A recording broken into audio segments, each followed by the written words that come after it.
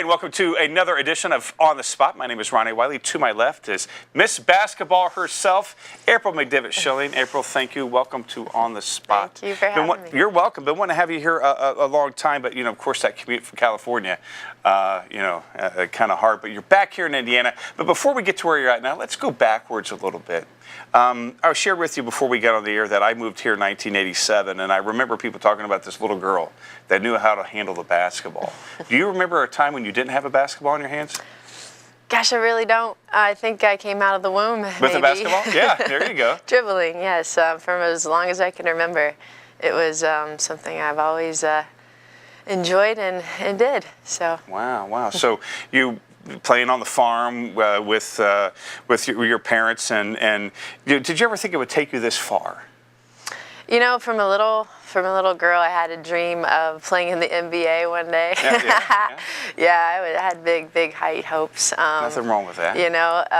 And it was something that just I fell in love with, fortunately. And growing up in Indiana, thankfully, Right. I did fall in love with it because it was something of the fabric of this state. And gosh, it's so nice to be back. Mm-hmm. Traveled, dotted the map a little bit, all over the place. Mm-hmm. So. But yeah, it was something that I fell in love with at an early age, and my dad coached me when I was in first grade, playing with all boys at the Boys and Girls Club just down the street, and from then just continued, and yeah, it's been really good to me. Absolutely. So when you come back to town, again, you've talked about dotting the map, which is wonderful. I mean, you've got to see things and experience things that a lot of people don't get to. When you come back, that feeling, does that feeling of a little girl comes back to you as oh, I played here, I've done this? I mean, how do you feel when you come back to Connersville? Oh, I love it. It's one of the best feelings, and even in just the state of Indiana also. Right. But in particular, Connersville, it's where I grew up. It's where I learned, so many things, and just so thankful for just in going from east to west coast and down south even. Just the kindness of people, the realness, the genuineness of people.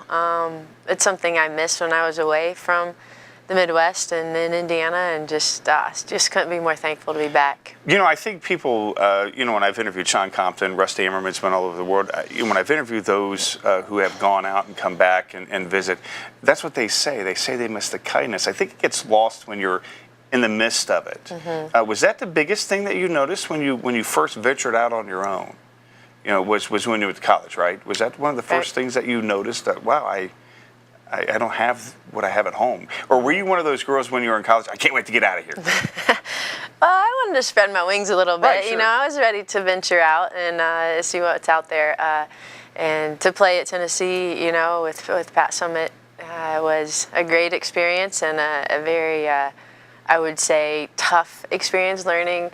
You have All-American to the right of you and All-American to the left of you, and what are you going to do with it? And but playing in front of 20,000 people on national TV and Final Fours, even though we didn't win one, it's okay. Just real grateful and thankful for that experience, and I think the biggest difference of going from California to here, actually twice, finishing at school there and coaching at Santa Barbara, and then coming back and then going back out to UCLA, and then recently this summer moving back. I think that's the biggest thing is you notice the kindness, the genuineness of people, and versus the opposite of that. Right, yeah, which doesn't make life fun. Again, I moved here in '87. Again, hear about this little girl. Yeah, I mean, you were touted from, like you said, when you got out of the womb, it was like, this girl's going to be the next it. She's going to be the next Miss Basketball. Did you feel any pressure growing up with that? Because we have a thing on the vault where we get back, and there you are as a little kid talking to, dribbling a basketball. Oh, no. Yeah, when you were just really, yay high. Did you feel any pressure to live up to any expectations, or were you just oblivious to it? I was just kind of excited to be able to play the game that I loved, and that it was important to people, and that it mattered.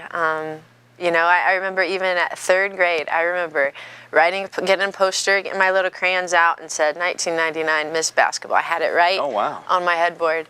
Yeah. Wow. So every night when I went to sleep, I thought about, that's I want to do that. Yeah. I'm going to go get that. I remember when you started, I think it was the 96, 97 season. I believe that was your freshman year.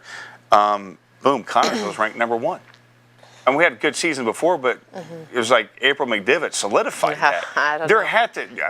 There had to have been pressure that, you didn't feel any pressure at all coming in? Oh, I wouldn't say that. But as a competitor, you just kind of pluck it out. Like that. Yeah. That challenge. Right. And especially, playing with the teammates that I was playing with and growing up here and, being in open gym since I was 5th, 6th grade. And playing with those girls and just dreaming of being a Lady Spartan, it was kind of a surreal thing to go through that season. And really all 4 were really special. Right. Yeah, I remember following you throughout your career in high school. And I don't know if this is official. We talked about it before, but before we went on the air, I do think you have the bowl record for the most points. If not, we say it's official. There you go. So, which was, I think, a 50-point night. Because I know what was Henderson, I think, scored close to it. But do you remember that night in detail? I don't really. Yeah. Stats may have been pretty important at that time when I was trying to go, be the best I could be and go to the next level. Right.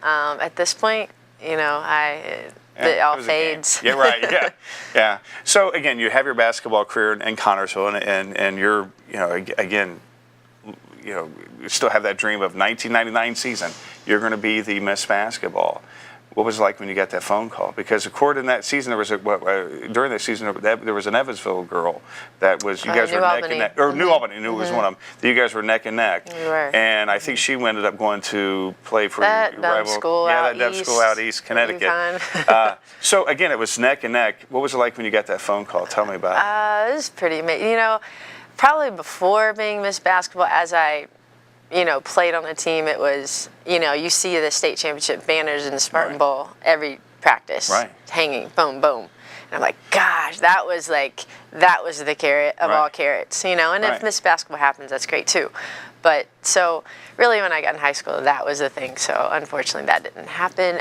But Kenesha Johnson was the other who went to UConn, and we actually met in the semi-state in Southport. Remember that one real well. Right. Yeah, that's the game I really do remember. Double overtime. Yes. So she was a great player. Very talented, and it came within the voting. I think was very, very close. Right. And when I got that call, it was pretty amazing. Yeah. It's amazing. Again, that wasn't the only amazing thing. Then right before that, you got the call from Pat, that they wanted you to be on your team. How was that like? I mean, she is, at the time had the most national championships. A legendary coach. Was there any other schools that you were looking at? Not really. You just wanted to play for Pat? I did. I wanted to play for the best, and at the time she was, and as a young girl, that's just. I grew up going to the Tennessee camps. Yeah. It was little. And when I got the call to say that, we want you to come play for us, that was. Within a day, I was like, okay, sign me up. Right, let's do it. Yeah. Amazing. So she calls you up, you're down there. Again, you say that you looked and there's an All-American here, an All-American there, All-Americans all around you. How did you feel from going from this big pond to that, or going from this pond to that huge pond? How did that feel?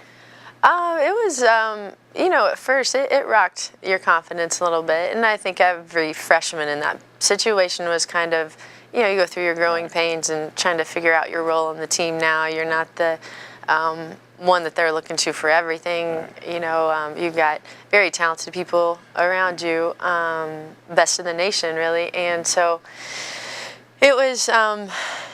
played around 20, 25 minutes, I think, my whole career. So it was kind of a learning process of how to play a different role, even though if you're a starter, you're still not in the whole game, which as a coach, it was a fantastic thing to learn on the other side of things and how that feels and to come off the bench. And so I think that, was great from that standpoint, and even training players as I actually continue to do.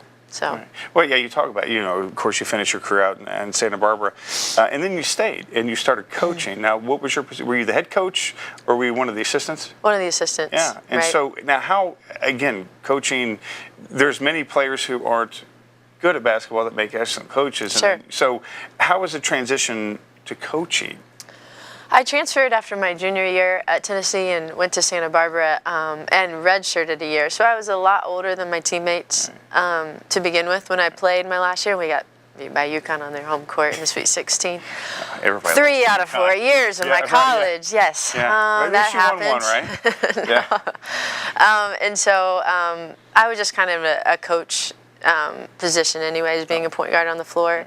And so it was kind of more of an easy transition to step into that coaching role. And I also played a little bit in the WNBA in the summers and then coached in the winters. That's there. awesome. Yeah, That's it was awesome. fun. I took you all over the place. Now, again, you talk about the competitive nature of playing basketball. That stays over when you're a coach, too. I mean, you still got to be competitive. Yeah, absolutely. Yeah, yes. so what was the... Because I know as somebody who's competitive as well, that if I see somebody not doing what they want to do, I want to do it for them. Obviously, as a coach, we can't. Right. So, you had to learn the discipline. And where'd you get that from? I think I do some team building now, and I think we go back to, like, what is your temperament? Then it's through Myers-Briggs. It's 2 of the letters of Myers-Briggs, actually. It's temperament theory. And so we talk about kind of basically what makes a player tick. Right. And so you can get on someone and they're challenged and they'll change real quick if they're a certain temperament. And the others, you have to kind of like sandwich it. You know, we believe in you, but you need to do this better. But come on, you're so as with a coach, us. you got to know. Yeah. I mean, it's learning. I didn't know that like all of a sudden, but as you know, you're treating everybody the same. Some are responding, some aren't. Treat everyone fair, but not everyone equal, is what Coach Wooden said. I think that's excellent. Because everybody is different. Everybody needs a different kind of nugget to get them inspired from that. And obviously, you talk about that helped you with your career that's going on now. All this stuff led to where you're at now. And what are you doing now? I do some team building for businesses and companies and teams, and that's been fun to kind of like carry that over, that team aspect, and try to help different folks with that. I also do a nutrition workshop, which I just spoke at the Chamber of Commerce. I need a nutrition right, for the workshop. holidays. It's just a great, perfect time. Yeah, great time. Everyone's forefront of their mind. To eat healthy during the holidays. Food, As you can tell, April, the New Year, right? The New Year's. That's right. That's right. And so I just did that, and I'm also doing this marketing tool it's kind of cool. It just launched. It's a marketing tool that helps businesses get their message out. So a lot of different things. Who came up with that marketing tool? And do you have it with you, or did you set it off to the side? I set it off to the side. Figures, yeah. Maybe we can get John to grab it too. So again, marketing, was that what you majored in college? It wasn't. It was psychology, but well, there's got to be there's marketing and everything. Yeah, right. Yeah. So it's called Acervia.com, and it's a little marketing tool that sends notifications out to all smartphones. Wow. Yeah, to help the small businesses of the world out. Right. Yeah, we need that. So again, you really have gone all over the place. I want to go backwards a little bit to when you again, you say that you were out of the womb with a basketball. Now you got 2 beautiful little girls. I think we have some pictures of your little girls that are just absolutely adorable.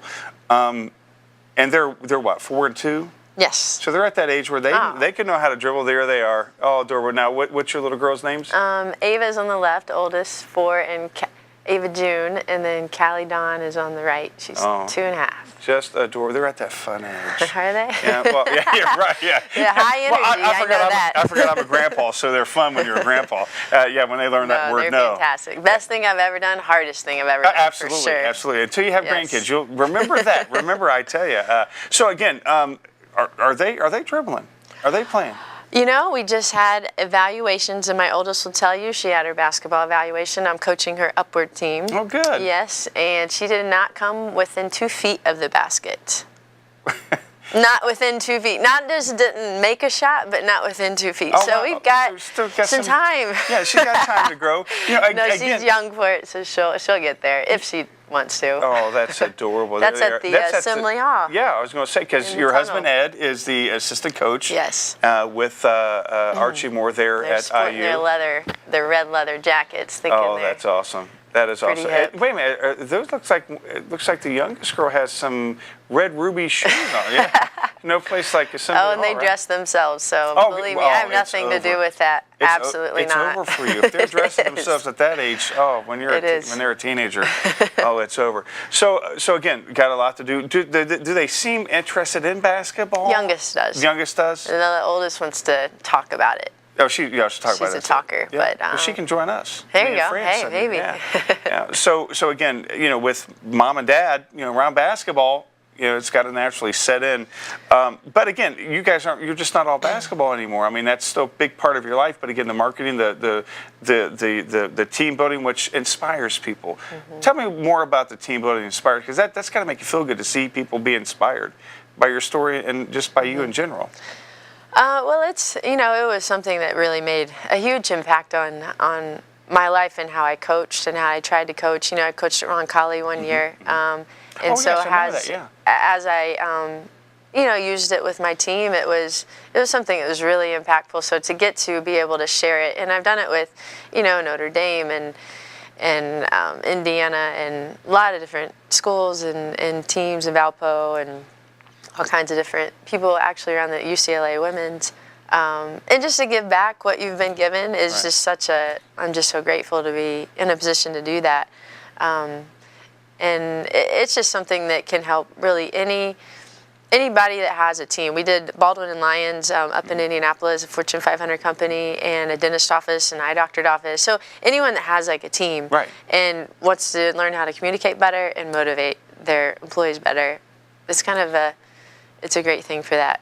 So, and what got you involved in that? I mean, I did it at Tennessee, University of Tennessee. Okay, I did the actual test, and although I wouldn't say we used it after that day too much, it made a huge impact on me because I was wired very differently than my head coach, Pat Summitt. Right.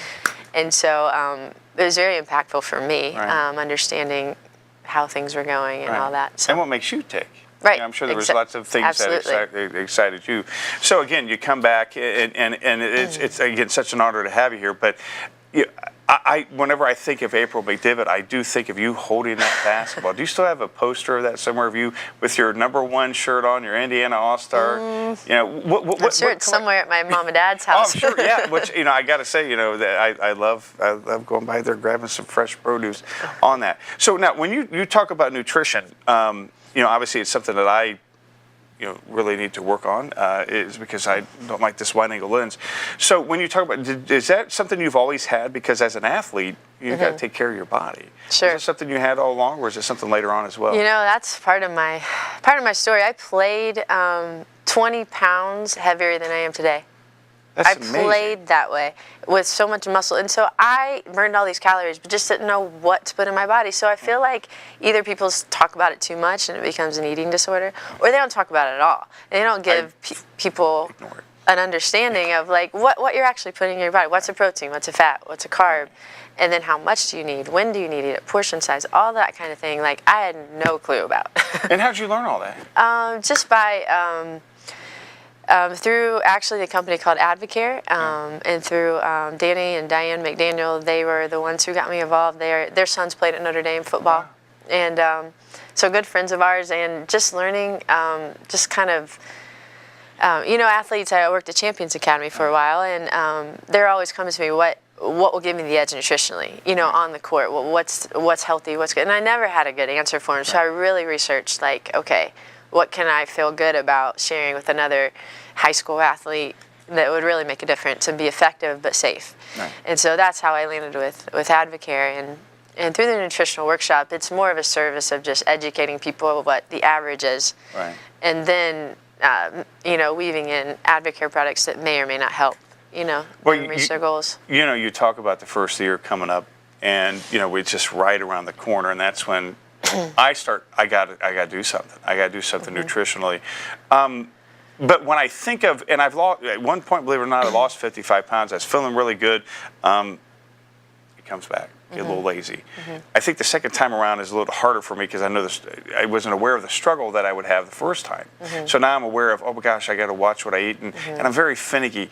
What advice would you give somebody nutritionally who is really a finicky eater, who may be doing this a second time, and all I really think about is, okay, what I can't eat instead of the positives of what I'm going to feel when I lose weight? Sure. I would recommend shopping on the outside of the grocery store. I've heard that instead of the before. processed foods. Right. That would make a big difference. And then, I think that understanding what you're putting in when you're eating. I think if you eat later in the day, your body doesn't have a chance to burn off what it has eaten, and so. Because all food is energy, so you have to obviously move. Yeah, 1 in 3 kids today will be diagnosed with diabetes in their lifetime. That's amazing. 1 in 3. And then the other fact that is so alarming to me, because I have 2 little ones, obviously, is first generation that will live 5 years less than their parents. I've That's recently shocking saw that. Yeah, because we're not eating right, we're not moving. Like those 2 things are pretty huge. And that's one thing I was really proud of myself when I was losing the weight, is that instead of DVR, whenever I would DVR, instead of fast forwarding through the commercials, I would take that time to do, I would move. I would move. And I don't do that anymore. And I'm so upset with myself. I think, you talk about you majored in psychology. I think there's something in my brain that tells me, okay, first, I don't like certain foods. I'm very finicky. And 2, I don't want to be hungry, all these negative things. But at the same time, I remember nutritionally, whenever I was losing weight, that I really never really felt hungry when I ate the right foods. Right. I just got to remember all that stuff. So you have helped me out here, April. Next month I'm going. So again, let's go back a little bit to the time when you were a little kid and you were in middle school and you were going to all these camps and you were thinking about 1999. Was that the sole thing that kept you going? I mean, your parents supported you tremendously through this whole thing. Let's talk about their drive with you as well. Right. Oh, yes. So grateful. I grew up on rural Route 1. You want to know, not State Road 1, as my husband thought, well, maybe. No. Rural Route 1, gravel road. Yeah. And they took me to Salt Lake City, to Louisiana, to Connecticut. They drove me in the red van to all these places to help me hone my skills and to play in these national tournaments. So thankful for their sacrifice, because they knew to do it, and then they, got me on a team that went to these places for exposure and to get college looks. And at that time, the landscape has changed so much since then, but at that time, that was what you did. And for them to just on their own, try to figure that out. My dad was a farmer and still is, and they have McDivitt Farm Market, just on the other side of town here. And can I mention it now before I forget? Definitely. Mr. and Mrs. Claus will be there December 2nd from 1 to 3. McDivitt Farm Market. Bring all your kids. See Mr. You'll and love Mrs. to see Claus. Mr. and Mrs. Claus. You got to. Yes. So again, as a little kid, and you're going to all these places, that's just what mom and dad do. You didn't realize the sacrifice until much later on. Absolutely don't. Did you have to make that phone call and go, oh my gosh? Thank you. Yeah. Yes. Yeah. Oh my gosh. Absolutely did. Yeah, that's amazing. And now you got the kids that you're doing that for with your kids, and it's got to, again, it always starts back with the parents, and they supported you. When you get older, though, you're handed off to the coaches who inspire you as well, and you got to take things from everyone outside of your parents. Who was the big influence on what drove April McDivitt? You're right. I took a little bit from the each good and the bad coach, from the everybody. good and the bad. What to do and what not to do. How not to treat people. Right. Yeah. And and I'm speaking of I'll just start from college. That competitiveness, that fire, that passion from Pat Summitt. That's, I feel like, what I took from her. I get that when I watched her. That was. Yeah. As a competitor, that's what you live for. That's that was amazing to be a part of. And then when I went to UCLA, Corey Close, who's now the head coach at UCLA for the women, who are going to be fantastic this year. Now they play Baylor and then UConn, which is ranked 3 and first. Friday, Sunday, or that's Tuesday. Brutal. That's a bad back to back. Yeah. But all that to say, they're very talented, going to have a great year. Corey Close was one of the assistants in college for me, and she took me to see John Wooden 3 different times. And just to be able to do that, but she was also just a fantastic coach and huge influence on my playing and coaching career. All right, amazing. You know, again, since you've inspired so many people, there's always somebody who inspires you, and you know. It doesn't feel, you know, people always think, well, it's an obligation that people, no, it's, you know, it's, I don't think it's an obligation. It's sometimes it's what the good people do, is they give back and they help, and that's what you're doing now. With all the things that you do, and you've done so much, and I mean, we can probably go another half hour on just, you know, all the things that you're doing now. What is the thing that gives you the most satisfaction outside of being a parent? Because we already know that. That was my go-to. Yeah, that's your go-to one. What? Because really, you know, I mean, I could just see from the pictures how much you love your kids. What's the drive? What keeps April McDivitt driving now? The competitiveness now that keeps her moving. April McDivitt Schilling. Sorry, now you're Miss Schilling. Back then you were. That's right. Gosh, to pick one thing, I think. Gosh, it was being a mom. And you said I can't say that. Well, so, you can. I'm just that's called on the spot. In addition to that, you're right. You know, I think just being able to be in a position to give back to these college athletes. Right now I'm working with the Indiana University women's team, both training them on the off season and also running a weekly Bible study. That's awesome. It's been fantastic and just really blesses me way more than I think that it could bless them. But just using the experiences I've had to speak life, hopefully, into their lives and into their world. That's been kind of the one that, you know, gets me a little extra in the morning, like to get up and get going. Yeah. And your faith, huge part. You talk about the Bible study. That's got to, you know, obviously play a gigantic part of your life and your family's life. Your husband now, you know, he spent time here in Connersville. You guys get together. Do you guys ever do one-on-one? Can you take him? He's a little taller and maybe jump a little higher than I do. Yeah. Maybe a little stronger. You're but quicker. the horse. Oh, you can take him out. No problem. Ask him. Ask him about it. We'll get him on here for that. Before we wrap up here, we've got a few more minutes to go. Before we wrap up here, you know, I've heard you talk about coaching a lot. Is that something that you want to do again to get a head coaching position, or do you like just where you're at now? I'm really, really satisfied with where I am now, but it's hard to have two coaches in the same family and see your kids at any level, like watch them sleep, basically, is what we would do. Right. So I wouldn't trade that for anything. But once they get in school, I mean, maybe at a lower level, maybe at a high school level, that might be something I might, if it's a right fit, look into. But, you know, I'm just trying to enjoy the moment and enjoy them as much as I can. Because I hear it goes fast. Now, the days are long sometimes. Oh, believe me. Years are fast. Days are long. Days can be long, sometimes. Especially at this age when they're 4 and 2. Yes. But believe me, next week you'll wake up and you're walking them down the aisle of getting married or high school. It goes by incredibly fast. Again, you have done so much in your life. You have done so much. If there's one thing that you can say when you come back to Connersville to encourage someone who needs encouragement, what would you say to, because the city's changed and it's not the, you know, we still have lots of beautiful things with it, but you know, we've been hit hard with some negative aspects. What things can you say to anybody who may, you know, think, hey, I want to be like April, you know, male or female, it doesn't matter. Yeah, I think it's important to find what you're passionate about and run with it now, and then figure out kind of how you can make a living doing it. Right. But because life's short, I mean, you get one shot at this thing, you know, and you never know what is around the next corner. And so, I think you know, really figure out what you're passionate about, and then just use every resource you can, ask questions, and just put your motivation, your drive towards whatever that thing is that gets you up in the morning and gets you excited about, you know, going out in the day. Absolutely wonderful advice. April, run with it. You ran with it. You can too. April, God bless you. Thank you very much for being on the spot. Thank you. Appreciate it. Oh, great. And we'll definitely honor. see you next month. All right. Miss Basketball.